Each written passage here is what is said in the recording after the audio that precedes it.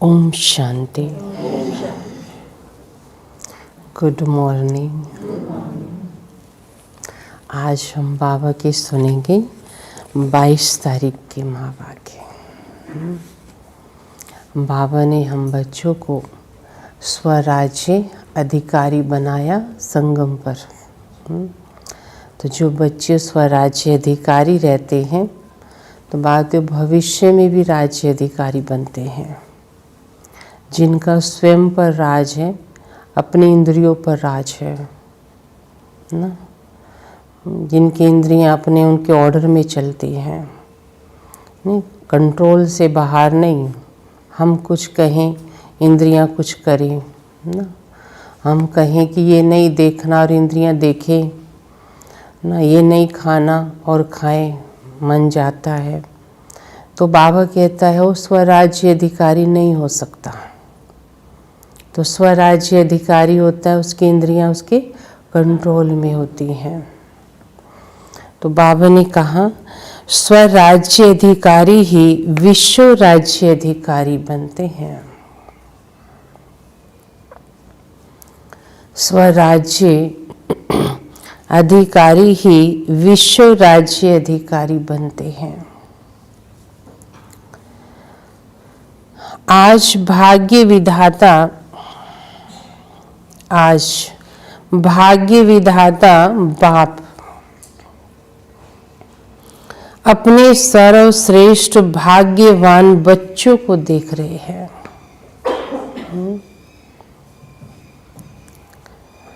बाप दादा के आगे अब भी सिर्फ ये संगठन नहीं है, लेकिन चारों ओर के भाग्यवान बच्चे सामने हैं ना। बाबा जब आते हैं तो बाबा कहते हैं तुम बच्चे ही मेरे सामने नहीं बैठे हो, मैं सारे विश्व की आत्माओं को देखता हूँ ना। चारों ओर के भाग्यवान बच्चे सामने हैं। चाहे देश विदेश के किसी भी कोने में है, लेकिन बेहद का बाप बेहद बच्चों को देख रहे हैं ना। बेहद का बाप बेहद के बच्चों को देख रहे हैं। ये साकार वतन के अंदर स्थान की हद आ जाती है ना। मधुबन में तो उतनों को ही बुलाएंगे ना जितना स्थान होगा, लेकिन वतन में तो बाबा क्या कहता है, तुम कितने भी आ जाओ और कभी भी आ जाओ, किसी भी डेट में आ जाओ, कोई मना नहीं है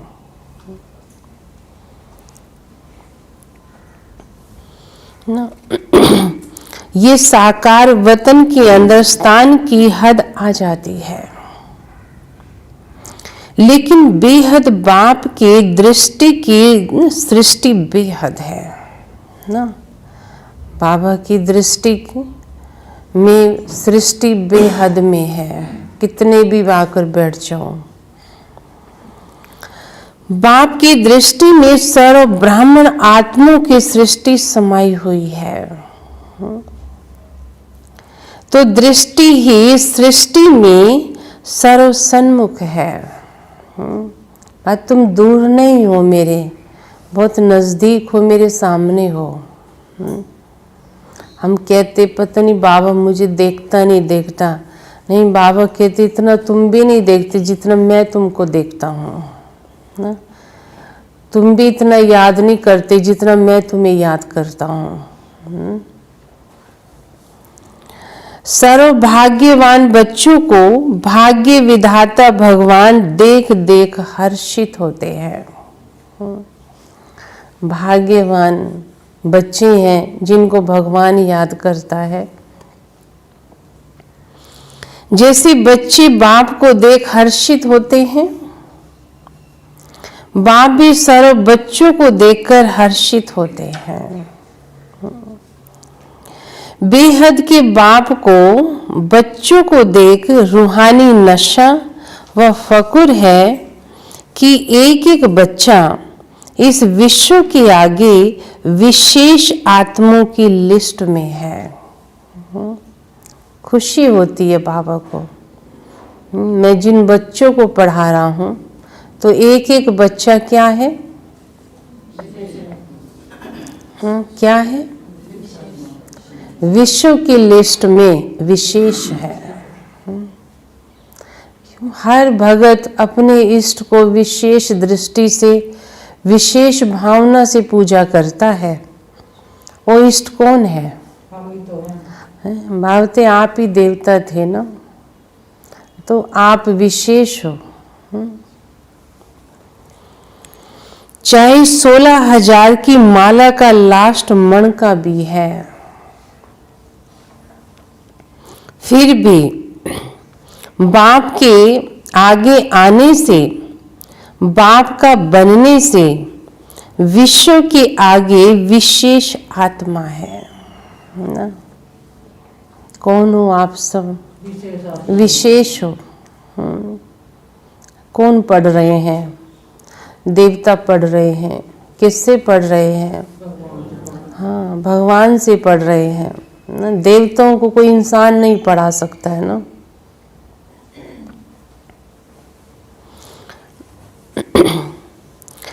आगे विशेष आत्मा है, लेकिन चाहे और कुछ भी ज्ञान के विस्तार को जान नहीं सकते, लेकिन सिर्फ एक शब्द तो जानते हैं। कौन सा? बाबा शब्द तो कहते हैं ना। कितने भी अनपढ़ हो कोई, लेकिन दिल से बाबा तो कहता है ना। बाबा शब्द दिल से माना और दिल से औरों को सुनाया तो विशेष आत्मा बन गई ना।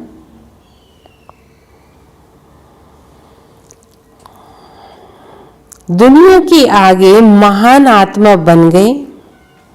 दुनिया के आगे महान आत्मा के स्वरूप में गायन योग्य बन गए। इतना श्रेष्ठ और सहज भाग्य मिला है आप सबको, है ना। इतना श्रेष्ठ और सहज भाग्य मिला है ना। सहज ही मिला है ना। कुछ ऐसे भटकना पड़ा हो न, ऐसा कुछ तप तो नहीं किया इस जन्म में। पिछले जन्म में भले कुछ किया हो, लेकिन बाबा इस जन्म में तो सहज ही मिल गया ना। समझते हो, क्योंकि बाबा शब्द क्या है? बाबा शब्द चाबी है। किसकी? सभी खजानों की। दिल से बाबा कहा तो बातें सारे खजाने आपके हैं। बाबा शब्द है चाबी। किसकी? सर्व खजानों की, श्रेष्ठ भाग्य की। चाबी मिल गई तो भाग्य व खजाना अवश्य प्राप्त होता ही है ना। चाबी मिल गई तो खजाना किसका होगा? जिसके पास चाबी होगी।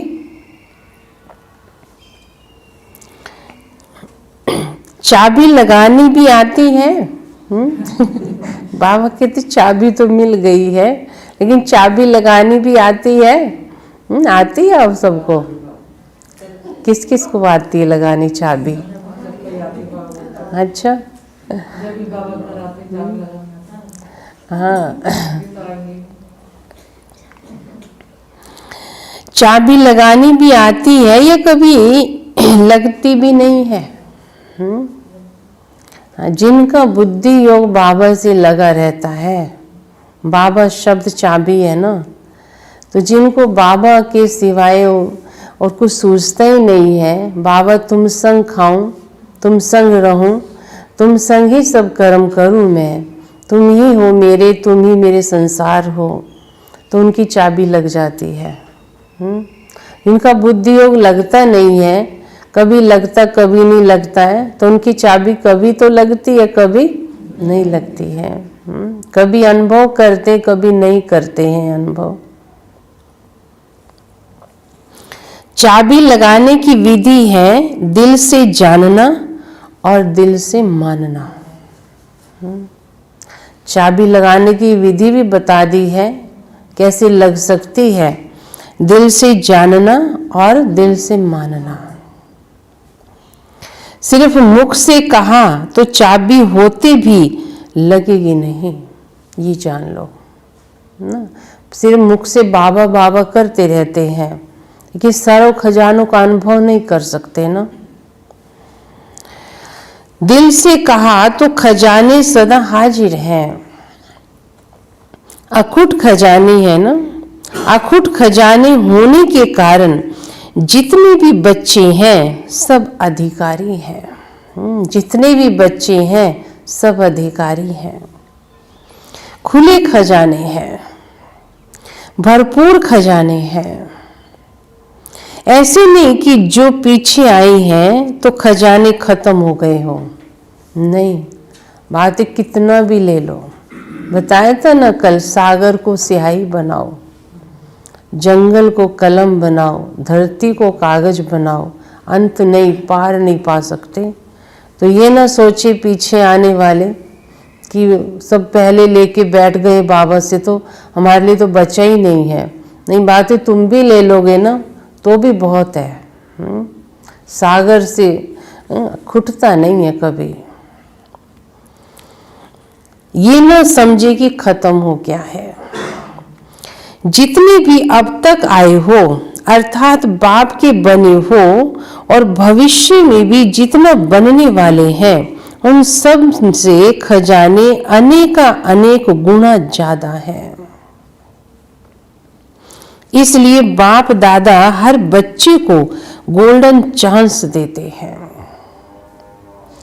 तो जितना जिसको खजाना लेना हो ना ले सकता है ना। कहते देने वाला थकता नहीं है, लेकिन लेने वाला थक जाता है। वे खुले दिल से ले लो। दाता के पास कमी नहीं है किसी भी बात की। दाता के पास कमी नहीं है। लेने वाले के हिम्मत व पुरुषार्थ पर मदार है सारा। लेने वाला अपने पुरुषार्थ अनुसार लेगा, जैसा करेगा। ऐसे भी नहीं बाबा कहता है ना, करो नहीं और तुम्हें मिलता रहे, नहीं, जैसा अच्छा पुरुषार्थ करोगे उतना तुम्हारी झोली में आता जाएगा। पुरुषार्थ अच्छा नहीं है तो झोली खाली भी रह सकती है। ऐसा कोई बाप सारे कल्प में नहीं है जो इतने बच्चे हों और हर एक भाग्यवान हो। इतने बच्चे हैं, सब बच्चे क्या हैं?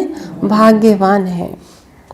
इसलिए सुनाया कि रूहानी बाप दादा को रूहानी नशा है ना। बाबा को भी बहुत नशा रहता है अपने बच्चों पर। मेरा एक एक बच्चा दिल से बाबा कहता है, मुझे पहचान लिया है, मुझे यही खुशी है। भक्ति में पहचानते नहीं थे ना, है ना, तो मुझे चिंता रहती थी कैसे इन बच्चों को अपनी पहचान दूं। ये मुझे पुकार तो रहे हैं ये सारे, लेकिन जानते नहीं हैं मुझे। अभी पहचान लिया है तो उसे खुशी हो गई है। सभी की मधुबन में आने की व मिलने की आशा पूरी हुई। भक्ति मार्ग की यात्रा से फिर भी मधुबन में आराम से बैठने की, रहने की जगह तो मिली है ना। भक्ति में तो देखो कैसे कैसे मिट्टी पे भी सो जाते हैं भगत, ठीक से नहीं रहते हैं। मंदिर में तो खड़े खड़े सिर्फ दर्शन करते हैं। इतनी भीड़ होती है ना। भगत इतना टाइम लाइन में खड़ा रहा, सुबह से शाम तक, है ना। और फिर जब उसको दर्शन करने का मिला तो कितनी देर उसको खड़ा भी नहीं होने देते, चलो चलो आगे बढ़ो ना। तो वहाँ ये भक्ति की बाबा बात सुना रहे हैं। और यहाँ बाबा क्या कहता है, तुम बच्चे कितने आराम से बैठकर बाप की बातें सुनते हो, बाबा से दृष्टि लेके निहाल होते हो ना। तो ये बाबा कहते भक्ति में और ज्ञान में यही तो फर्क है, पहचान लिया है। भक्ति मार्ग की यात्रा से फिर भी मधुबन में आराम से बैठते हो ना। मंदिर में तो खड़े खड़े सिर्फ दर्शन करते हैं, यहाँ आराम से बैठे हो ना। वहां तो भागो भागो, चलो चलो, है ना। यही होता है भक्ति में, कहते हैं ना। और यहाँ आराम से बैठो, आराम से याद की खुशी से मौज मनाओ। ये क्या करना है? खुशी से मौज मनाओ। संगम युग में खुशी मनाने के लिए आए हो ना, तो हर समय चलते फिरते खाते पीते खुशी का खजाना जमा किया है। कितना जमा किया है? इतना किया है जो 21 जन्म आराम से खा सको। कितना जमा किया है? बाबा चेक करो, बाबा के बने हो, कितना टाइम बाबा को देते हो, कितना मेरा खजाना जमा हो गया है ना। बताया था ना, घर में 2 कमाते हैं 8 घंटा या 10 घंटा, तो भी कहते घर का खर्चा ठीक से नहीं चलता है या शरीर निर्वाह ठीक नहीं होता है। और यहाँ हम बाबा को कितना घंटा देते हैं, कितने जन्म का, 21 जन्म की कमाई हो रही है यहाँ। तो 1 घंटा भी बाबा कहते ठीक से देते मुझे कमाई, तो वहाँ 8 घंटे 10 घंटे में भी एक घर नहीं चला पा रहे हैं, तो यहाँ तो 21 जन्म चलाने की बात है ना। तो 1 घंटा भी बाबा कहते इतना समर्पित होकर बैठेंगे ना बच्चे मेरे आगे, तो मन को इतना भरपूर करें, तो बाबा कहते मैं गारंटी ले सकता हूँ तुम 21 जन्म भरपूर रहोगे ना। 1 घंटा भी समर्पित होकर बैठ जाओ मेरे सामने। लेकिन बाबा देखता है यहाँ बैठते हैं, बुद्धि बाहर बाहर भागती रहती है ना, बहुत कुछ याद आता रहता है, बाबा की सारी बातें याद नहीं रहती हैं। बैठे यहाँ है, बुद्धि बाहर गई हुई है। तो बाबा कहते चेक करो, 21 जन्म आराम से खाते रहो, इतना जमा है। मधुबन विशेष सर्व खजाने जमा करने का स्थान है, क्योंकि यहाँ एक बाप दूसरा ना कोई। ये साकार रूप में भी अनुभव करते हो ना, वहां बुद्धि द्वारा अनुभव करते हो, लेकिन यहाँ प्रत्येक साकार जीवन में भी सिवाय बाप और ब्राह्मण परिवार के और कोई नजर आता है क्या ना। जो समर्पित बच्चे हैं उनको तो बाप और ब्राह्मण परिवार यही मेरा संसार है बस। अब बस एक ही लगन, एक ही बातें, एक ही परिवार के और एक रस स्थिति, और कोई रस है ही नहीं, और कोई रस है ही नहीं। पढ़ना और पढ़ाई द्वारा शक्तिशाली बनना, मधुबन में यही काम है। और क्या मधुबन में क्या काम है? खाना, पढ़ना, योग लगाना, सोना, बस यही काम है वहाँ तो।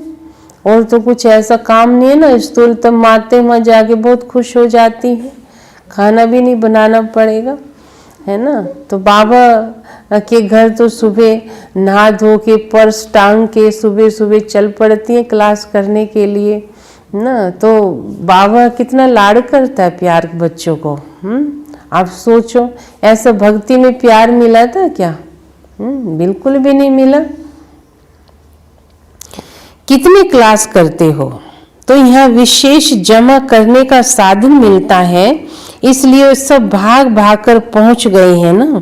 बाप दादा सभी बच्चों को विशेष ये समृद्धि दिलाते हैं कि सदा स्वराज्य अधिकारी स्थिति में आगे बढ़ते चलो। स्वराज्य अधिकारी यही निशानी है विश्व राज्य अधिकारी बनने की।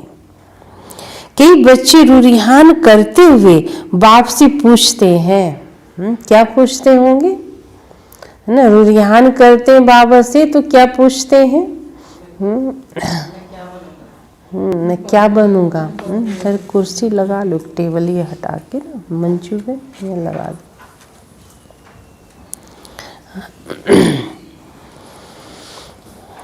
तो बाबा से पूछते हैं, रूरिहान करती ना, तो कहते भविष्य में मैं क्या बनूंगा। तो बाबा बता सकते हैं, बता सकते हैं ना। हाँ, बाबा हर एक बच्चे को बता सकता है। अब मैं, बाबा कई बार कहता है ना, कोई बच्चा कहे बाबा मैं इस हालत में शरीर छोड़ दूं तो मैं क्या बनूंगा, तो बाबा कहते मैं बता सकता हूँ। तुमने कितना पुरुषार्थ किया है, उस पुरुषार्थ अनुसार तुम भविष्य में सतयुग में राजा बनोगे, प्रजा बनोगे, दास दासी बनोगे। तुम्हारे पुरुषार्थ को देख के मैं बता सकता हूँ। राजा बनेंगे या प्रजा बनेंगे, बाप दादा बच्चों को रेस्पॉन्ड करते हैं कि अपने आप को एक दिन भी चेक करो तो तुमको भी मालूम पड़ जाएगा ना। हर एक को अपने मन की कर्म गति जानता है, मेरा मन क्या है, मेरी स्थिति, मेरा पुरुषार्थ क्या है, उस अनुसार मेरा भविष्य क्या हो सकता है। तो बातें चेक करो, मालूम पड़ जाएगा कि मैं राजा बनूंगा व साहूकार बनूंगा, वह प्रजा बनूंगा, है ना। चेक करो मैं काम कैसे करते हैं, हम कैसी सोच में रहते हैं, बाबा की श्रीमत अनुसार कितना चलते हैं। पहले अमृत वेले से अपने मुख्य 3 कारोबार के अधिकारी, अपने सहयोगी साथियों को चेक करो। और कौन से हैं 3 कारोबारी? हाँ, चेक करो साथियों को। ये कौन है? मन अर्थात संकल्प शक्ति ना, संकल्प कैसे चलते हैं मेरे, ये चेक करो। दूसरा, बुद्धि अर्थात निर्णय शक्ति, है ना, मेरे डिसीजन कैसे रहते हैं, है ना। दिन भर में कितना टाइम मेरा ऐसा जाता है जो कि मेरा डिसीजन ठीक नहीं होता है, बार बार काम बिगड़ता रहता है, बात बिगड़ती रहती है ना, जो कहना चाहते हो कहते नहीं है, बार बार सॉरी करते रहते हैं। तो बाबा कहते देखो मेरी बुद्धि कितनी रिफाइन है, कितने डिसीजन रिफाइन लेती है। तीसरा, पिछले व वर्तमान श्रेष्ठ संस्कार, मेरे संस्कार कैसे हैं, रॉयल हैं, या बाबा कहते हैं संस्कार ऐसे हैं जो खुद भी परेशान है, दूसरे भी उन संस्कारों से परेशान रहते हैं। ये तीनों विशेष कारोबारी हैं ना। रॉयल संस्कार बाबा कहते धारण करो। रॉयल कुल में आने के लिए संस्कार भी रॉयल होने चाहिए हमारे। जैसे आजकल के जमाने में राजा के साथ महामंत्री व विशेष मंत्री होते हैं, उन्हीं के सहयोग से राज्य कारोबार चलती है। सतयुग में मंत्री नहीं होते, लेकिन समीप के संबंधी साथी जरूर होंगे। किसी भी रूप में साथी समझो व मंत्री समझो, लेकिन ये चेक करो ये तीनों स्व के अधिकार से चलते हैं ना। ये तीनों शक्तियां कौन कौन सी? हाँ, मेरे अधिकार से चलते, क्योंकि आत्मा राजा है, मन मंत्री है।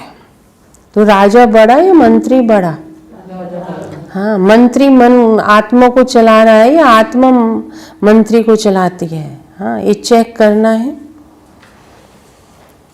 ये चेक करो ये तीनों स्व के अधिकार से चलते हैं। ये तीनों पर स्व का राज है व इन्हों के अधिकार से आप चलते हो। मन आपको चलाता है या आप मन को चलाते हो? क्या कहेंगे आरती बेन, क्या कहेंगे? राजा मालिक है या मंत्री मालिक है? हाँ, कई बार सारा दिन में देखते मंत्री राजा को चलाता रहता है, मेरा मन कर रहा है ये खा लूँ, मेरा मन कर रहा है यहाँ चला जाऊँ, मेरा मन कर रहा है ये पहन लूँ, बस मेरा मन यहाँ लग ही नहीं रहा है, बस मेरा मन यहाँ ही लगता है। तो ये मन के मालिक है, यह मन राजा का मालिक है। तो आत्मा भी चल पड़ी उसके पीछे, मन के वश होके चल रहे हैं ना। मेरा मन नहीं कर रहा है यहाँ जाने को, मेरा मन नहीं कर रहा है ये खाने को, तो इसका मतलब मन चला रहा है राजा को। समझ में तो आता है ना। तो ये देखो, ये भाषा सारा दिन रहती है, ये अगर ये भाषा रहती, मन के वश रहते हो, तो ये समझ लो कि राजा अभी मंत्री के वश में है। मन आपको चलाता है या आप मन को चलाते हो? जो चाहो जब चाहो वैसा ही संकल्प कर सकते हैं। जहाँ बुद्धि लगाना चाहो वहाँ लगा सकते हो। वह बुद्धि आप राजा को भटकाती है। देखो, संस्कार आपके वश हैं या आप संस्कारों के वश हो? हाँ, नोट करते जाओ, होमवर्क है ये, अंडरलाइन करो। बाबा पूछ रहा आज ये चेक करना। स्वराज्य, राज्य अर्थात अधिकार। राज्य अधिकारी जिस शक्ति को जिस समय जो ऑर्डर करे वह उसी विधि पूर्वक कार्य करते, वह आप कहो एक बात वह करे दूसरी बात। क्योंकि निरंतर योगी अर्थात स्वराज्य अधिकारी बनने का विशेष साधन ही मन और बुद्धि है। मन बुद्धि जिस दिन स्थिर हो जाएगी ना, तो बाबा कहते उस दिन तुमने जीत प्राप्त कर ली युद्ध पर। मंत्र ही मन मना भाव का है ना, मंत्र ही मन मना भाव का है। योग को बुद्धि योग कहते हैं। तो अगर ये विशेष आधार स्तंभ अपने अधिकार में नहीं है, वह कभी है कभी नहीं है, अभी अभी है अभी अभी नहीं है, तीनों में से एक भी कम अधिकार में है, तो इससे ही चेक करो कि हम राजा बनेंगे या प्रजा बनेंगे। अपना रिजल्ट स्वयं निकालो ना। बाबा क्यों बताए? बाबा तो खुद निकालो। आपको पता है ना अपना, मेरा मन मेरे अधिकार में कितना रहता है ना। तो बाबा कहते अब खुद ही बताओ आप राजा बनोगे या प्रजा बनोगे। मेरे से पूछते हो ना बाबा मैं राजा बनूंगा या प्रजा बनूंगा, तो बाबा ने कहा ना अब चेक करो, तो हम अपना रिजल्ट निकाल सकते हैं ना। हाँ, तो अपने से पूछो हम राजा बनेंगे या प्रजा बनेंगे। बहुत काल के राज्य अधिकारी बनने के संस्कार बहुत काल के भविष्य राज्य अधिकारी बनाएंगे। अगर कभी अधिकारी कभी वशीभूत हो जाते हो तो आधा कल्प अर्थात पूरा राज्य भाग्य का अधिकार प्राप्त नहीं कर सकोगे, है ना। आधा समय के बाद त्रेता युगी राजा बन सकोगे फिर ना। आधा त्रेता में बनेंगे, सतयुग में नहीं। सारा समय राज्य अधिकारी अर्थात राज्य करने वाले रॉयल फैमिली के समीप संबंध में नहीं रह सकोगे। समझ में आया ना। यहाँ के संस्कार हमारा भविष्य बना रहे हैं, है ना। अगर वशीभूत बार बार होते हो पुराने संस्कारों की, जो देवताई संस्कार नहीं है उनके वशीभूत होते हैं बार बार, तो संस्कार अधिकारी बनने नहीं देंगे। वह संस्कार आपको अधिकारी बनने नहीं देंगे ना।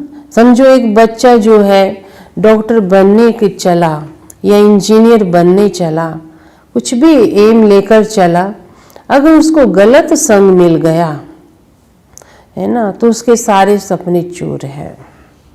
गलत आदतों में चला गया, पीने लगा, खाने लगा, इधर उधर जाता है घर से कि मैं कॉलेज जा रहा हूँ, मैं ये पढ़ने जा रहा हूँ, लेकिन बाहर मस्ती मार रहा है है ना, आलतू फालतू खाना खा रहा है, इधर उधर बैठ के टाइम गंवा रहा है, क्या वो डॉक्टर बन सकता है? इंजीनियर बन सकता है? माँ बाप पैसा खर्च कर रहे हैं उसके ऊपर, रिजल्ट फेल होके निकलती है। तो बाबा भी ये कहता है, बच्चे आप खुद ही अपना रिजल्ट निकालो। आप जितना अपने को जानते हो, मैं क्यों बताऊं, तुम खुद ही अपने रिजल्ट निकालो। मैं राजा बनूंगा या प्रजा बनूंगा?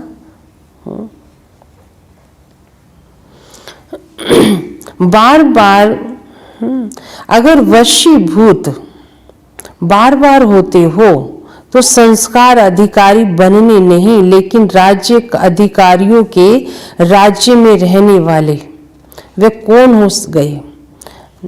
वे कौन हो गए? जो राज्य करेगा, उसके अंडर में रहेगा तो कौन होगा?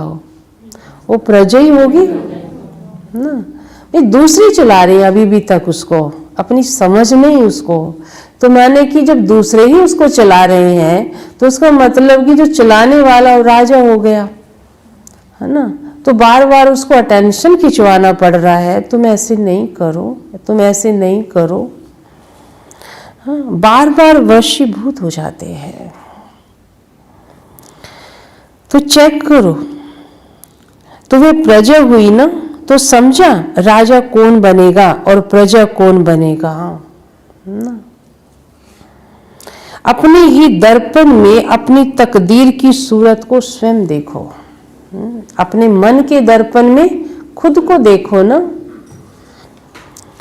ये ज्ञान अर्थात नॉलेज दर्पण है। ये ज्ञान नॉलेज है, बाबा कहते हैं दर्पण है, इससे खुद ही समझो। तो सबके पास दर्पण है तो अपनी सूरत देख सकते हो।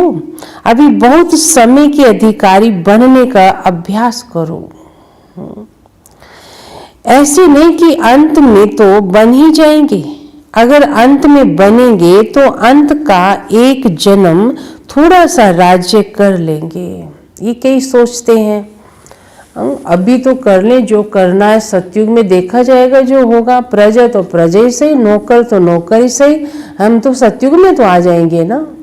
ऐसे भी चल रहे हैं। बाबा कहते हैं, बाबा कहते हैं उनको धर्मराज के डंडे पड़ने वाले हैं। नहीं, ऐसे अलबेले हो के भी चलते हैं ना। तो इसलिए बाबा कहते हैं ये चेक करते रहो। ऐसे नहीं कि अंत में तो आ ही जाएंगे। अगर अंत में बनेंगे तो अंत का एक जन्म थोड़ा सा राज्य कर लेंगे। लेकिन ये भी याद रखना, क्या? ये भी याद रखना, क्या याद रखना? हाँ? ये भी याद रखना कि अगर बहुत समय का अब से अभ्यास नहीं होगा, वह आदि से अभ्यासी नहीं बने हो, आदि से अब तक ये विशेष कार्यकर्ता आपको अपने अधिकार से चलाते हैं, वह डगमग स्थिति करते हैं, अर्थात धोखा देते हैं, दुख की लहर का अनुभव कराते रहते हैं, तो अंत में भी धोखा तुमको मिल ही जाएगा। समझे? अभी भी तीनों शक्तियां मेरे कंट्रोल में नहीं है, मुझे धोखा देती रहती है। कहते अंत में कर लेंगे ना, भागते ये अंत में भी आपको धोखा देंगे। धोखा अर्थात दुख की लहर जरूर आएगी। धोखा अर्थात दुख की लहर जरूर आएगी। तो अंत में भी पश्चाताप की दुख की लहर आएगी। इसलिए बाप दादा सभी बच्चों को फिर से स्मृति दिलाते हैं कि राजा बनो और अपने विशेष सहयोगी कर्मचारी व राज्य कारोबारी साथियों को अपने अधिकार से चलाओ। समझा? इशारा जो है समझदारों को काफी होता है। इसलिए बाबा तुम मेरे सब समझदार बच्चे हो, ज्यादा समझाने की आवश्यकता नहीं है, मुझे समझ तो सकते हो ना। बाप दादा यही देखते हैं कि कौन कौन कितने स्वराज्य अधिकारी बने हैं। अच्छा, तो सब क्या बनना चाहते हो? सब क्या बनना चाहते हो? अब बाबा ने सुना दिया ना सारा विस्तार। अब बाबा पूछता है क्या बनोगे? राजा बनेंगे ना। हमारा लक्ष्य तो राजा बनने का ही है। राजा बनना चाहते हो तो अभी स्वराज्य अधिकारी बने हो, वह यही कहते हो कि बाबा बन तो रहे हैं, बन तो रहे हैं, अभी तो यही शब्द बोलते हैं कि बन तो रहे हैं, बन तो जाएंगे।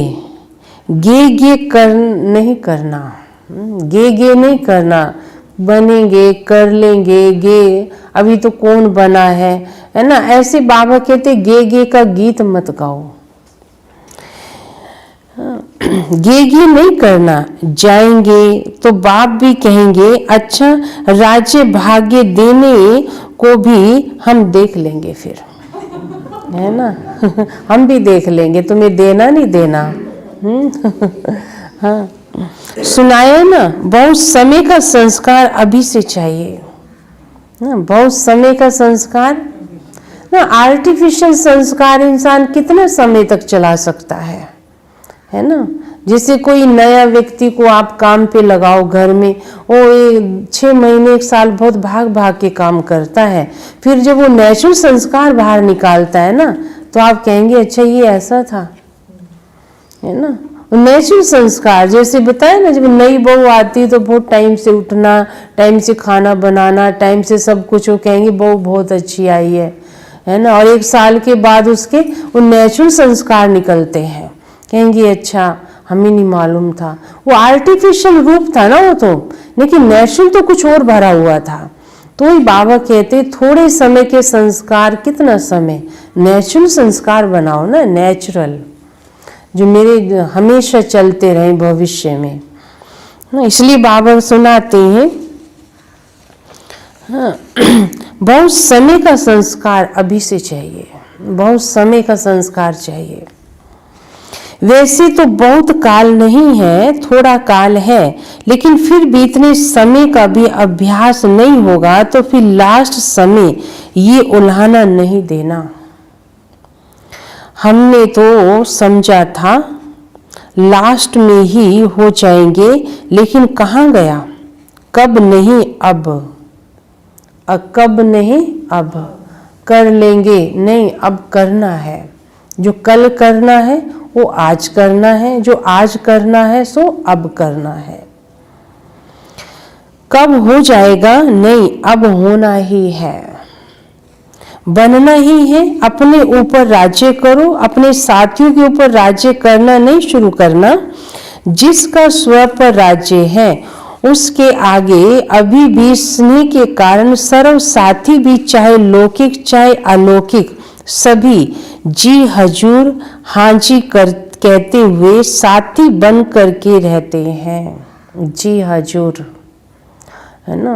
बाबा कहते ना आपकी इंद्रियां जो है आपके कंट्रोल में है, तो आपके साथी भी जो साथ में रहते हैं वो भी क्या करेंगे, जी हजूर। स्नेह और साथी बन हाँ जी का पाठ प्रैक्टिकल में दिखाते हैं।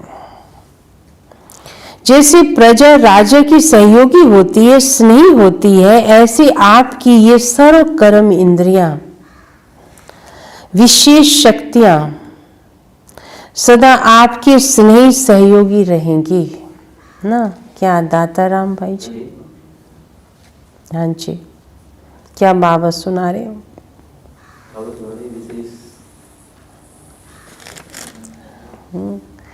ना सारे समझ में आ रहा है ना सभी को, ध्यान से सुन रहे हैं ना सभी, है ना। क्या बाबा बात सुना रहा है? हाँ, इंद्रियों की बात चल रही है ना, मन बुद्धि और संस्कार।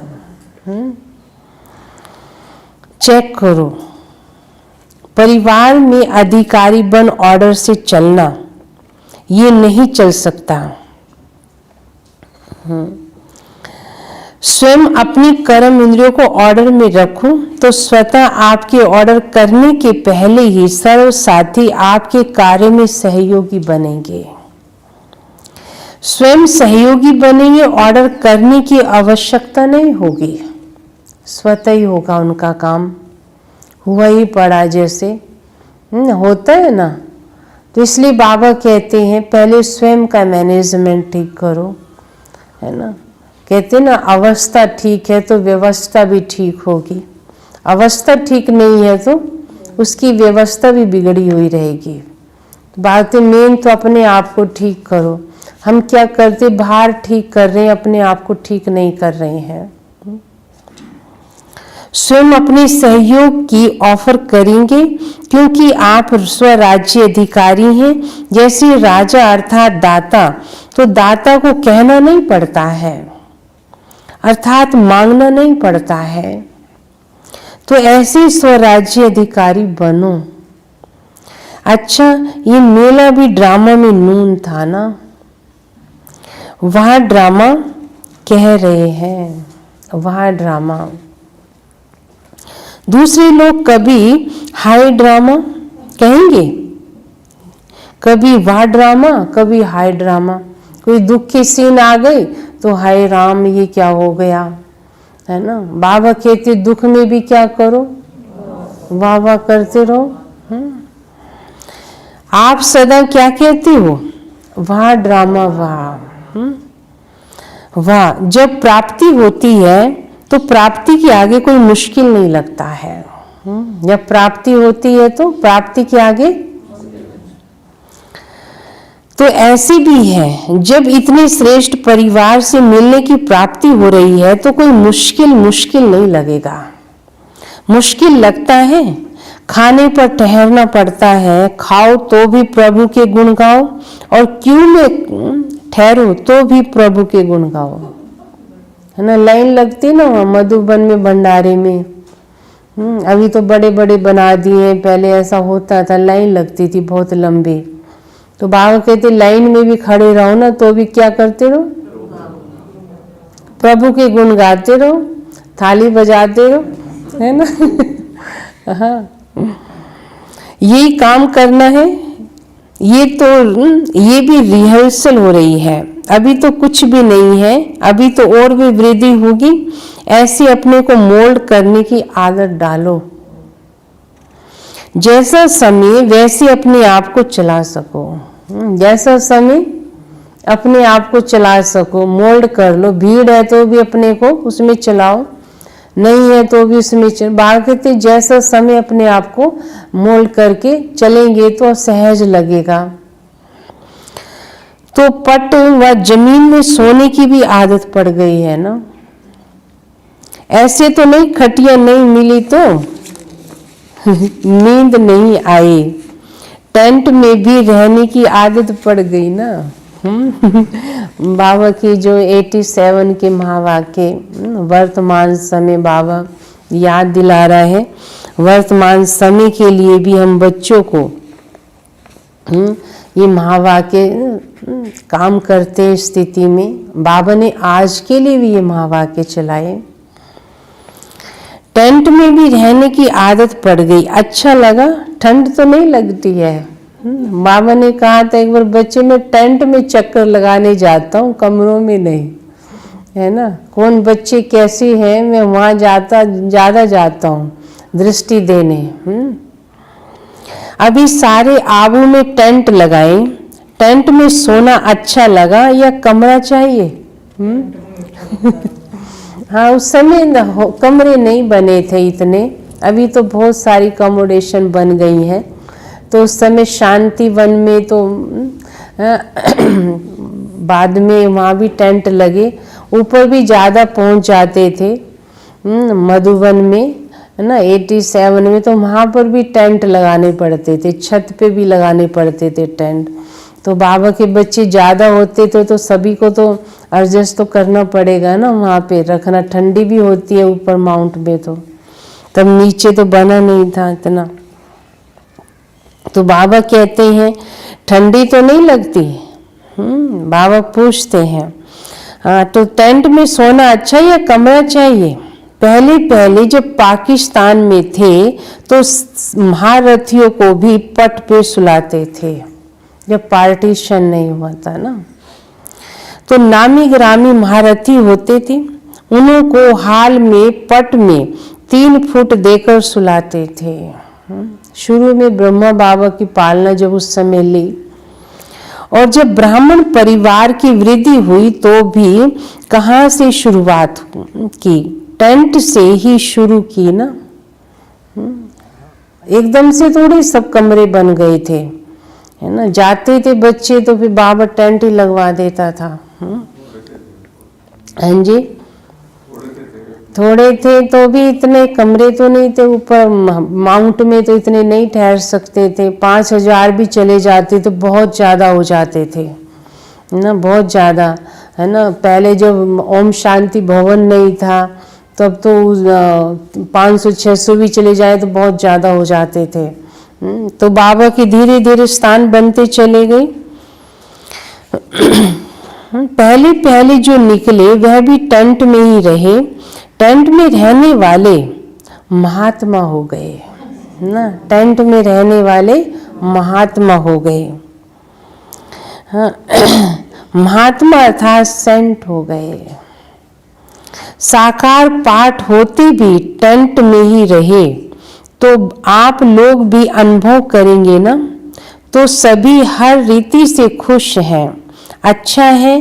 फिर और 10,000 मांग के टेंट देंगे, प्रबंध करेंगे।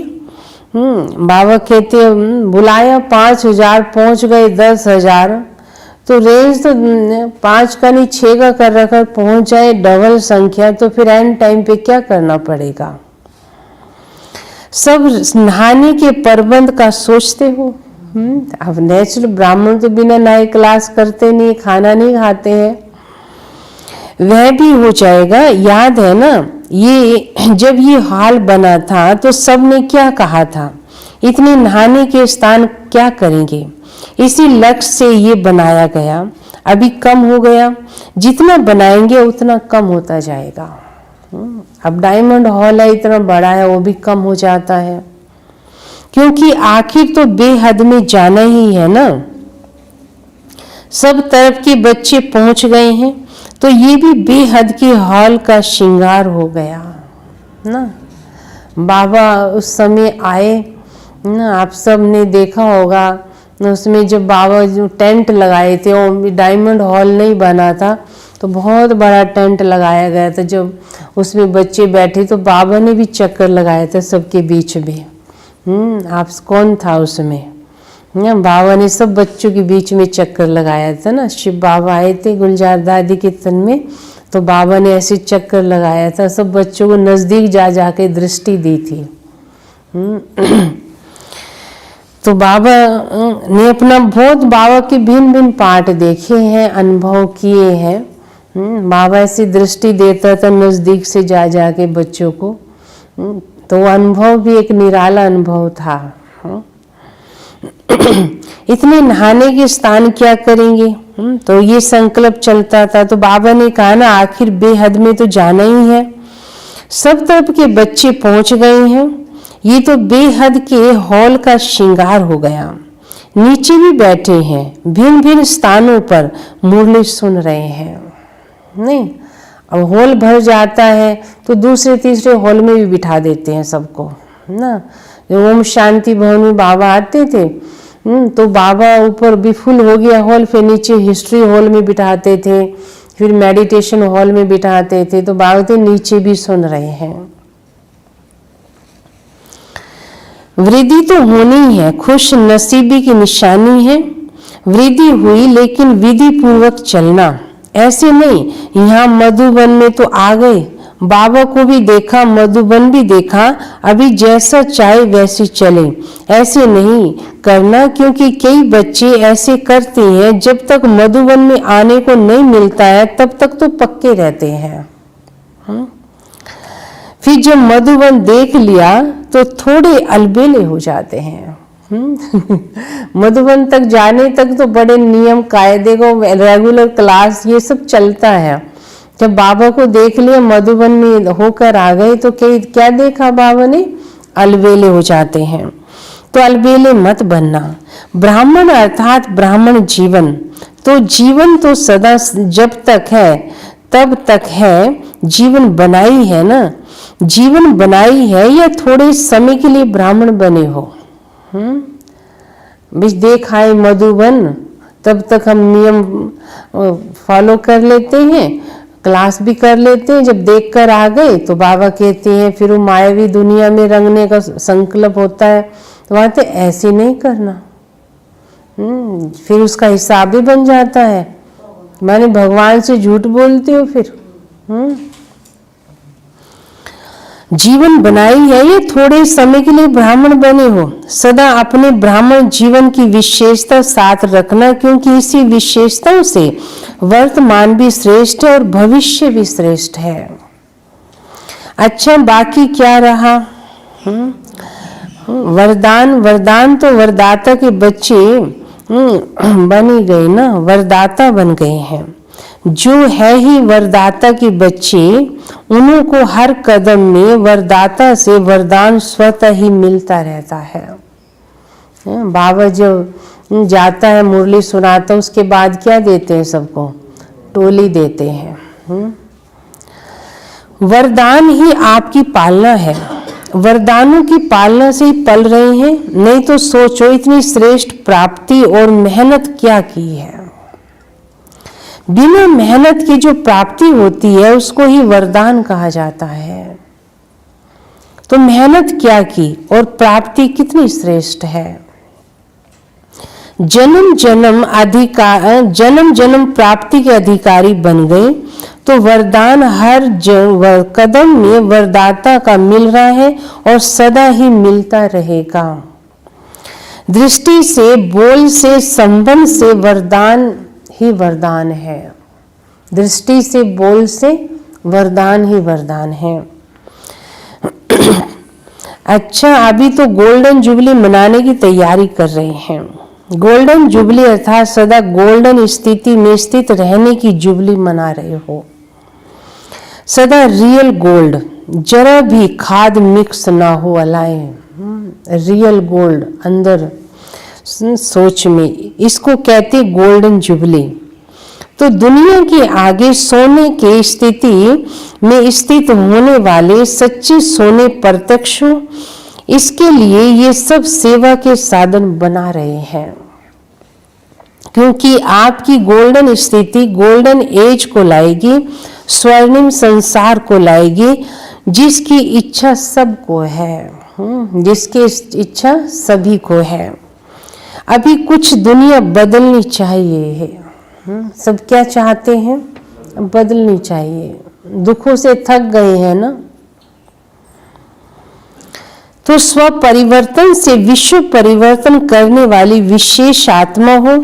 आप सबको देख आत्माओं को ये निश्चय हो, शुभ उम्मीदें हो कि सचमुच स्वर्णिम दुनिया आए कि आए ना। आप सबको देखकर क्या फीलिंग आनी चाहिए? स्वर्णिम दुनिया आए कि आए। सैंपल कौन है? बात है आप सैंपल हो। सैंपल को देख कर के निश्चय होता है ना, हाँ अच्छी चीज है।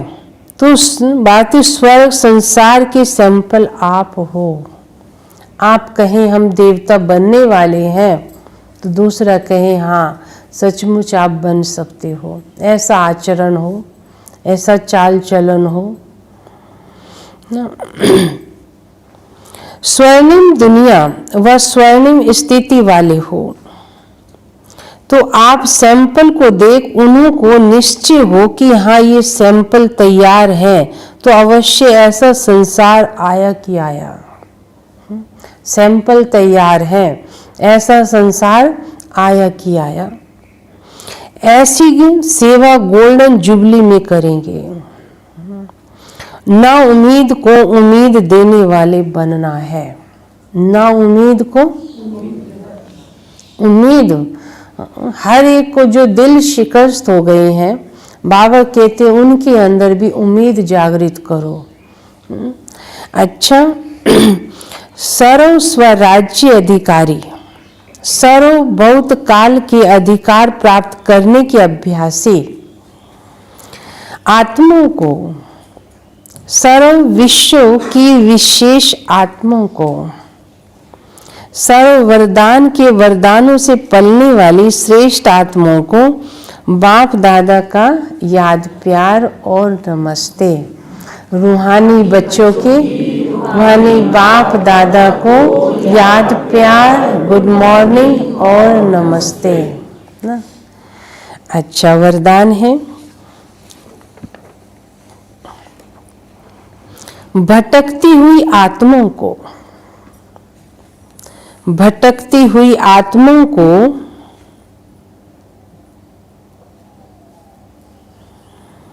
यथार्थ मंजिल दिखाने वाले, यथार्थ मंजिल दिखाने वाले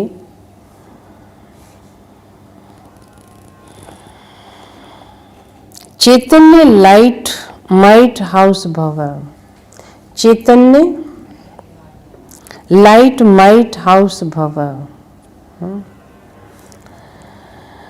भटकती हुई आत्माओं को यथार्थ मंजिल दिखाने वाले चैतन्य लाइट माइट हाउस भव ना। अभी समय भी ऐसा चल रहा है ना। ये सब बातें बाबा कहते प्रैक्टिकल में है, देख भी रहे हैं कितने मरते हैं रोज। तो सभी को तो शरीर नहीं मिलते हैं ना, तो ये आत्माएं वातावरण में भी भटकती हैं। तो इनको मंजिल दिखाना, आप लाइट माइट हाउस आत्माएं बाबा कहते इनको मार्ग दिखाना। किसी भी भटकती हुई आत्मा को यथार्थ मंजिल दिखाने के लिए चैतन्य लाइट माइट हाउस बनो। कई भगवान को ढूंढ रहे हैं, कई मरने के बाद भटक रहे हैं। वैरायटी है भटकने की भी, कोई कैसे भटक रहा, कोई कैसे भटक रहा है। बाबा कहते हैं उनको सबको रास्ता दिखाओ, आप ही सबको रास्ता दिखाने वाले हो ना। कहीं आप तो नहीं भटक रहे हो, ये भी देखो। कई बार ये होता है, बाबा कहते मेरा बनने के बाद भी कई बच्चों को भटकने की आदत होती है, तो कैसे भटकने वालों को ठिकाना दिखा सकेंगे। इसलिए हमको पहले ऐसा बनना है, लाइट हाउस और माइट हाउस। किसी भी भटकती हुई आत्मा को यथार्थ मंजिल दिखाने के लिए चैतन्य लाइट माइट हाउस बनो। इसके लिए दो बातें ध्यान में रहे, इसके लिए दो बातें ध्यान में रहे।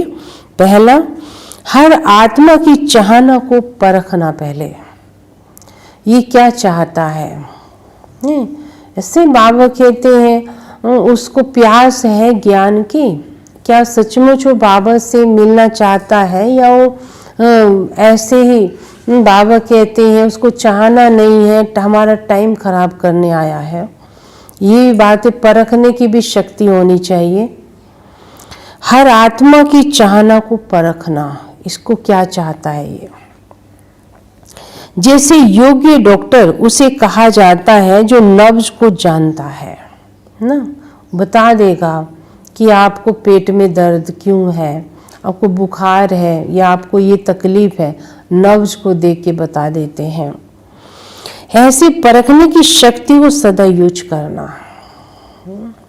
दूसरा, पहला बताया परख शक्ति, दूसरा सदा अपने पास सर्व खजानों का अनुभव कायम रखना। सदा अपने पास सर्व खजानों का अनुभव कायम रखना।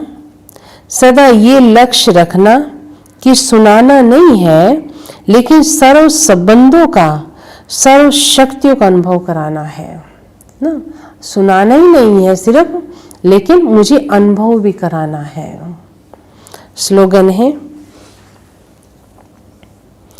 दूसरों की करेक्शन करने की बजाय, दूसरों की करेक्शन करने की बजाय एक बाप से ठीक कनेक्शन रखो ना। दूसरों की करेक्शन करने की बजाय क्या करो, एक बाप से कनेक्शन ठीक रखो। कनेक्शन ठीक होगा तो बाबा कहते हैं करेक्शन भी ठीक कर सकोगे, नहीं तो किसी की करेक्शन भी ठीक नहीं कर सकते। इसलिए दूसरों की करेक्शन करने की बजाय एक बाप से कनेक्शन ठीक रखो। अच्छा, ओम शांति।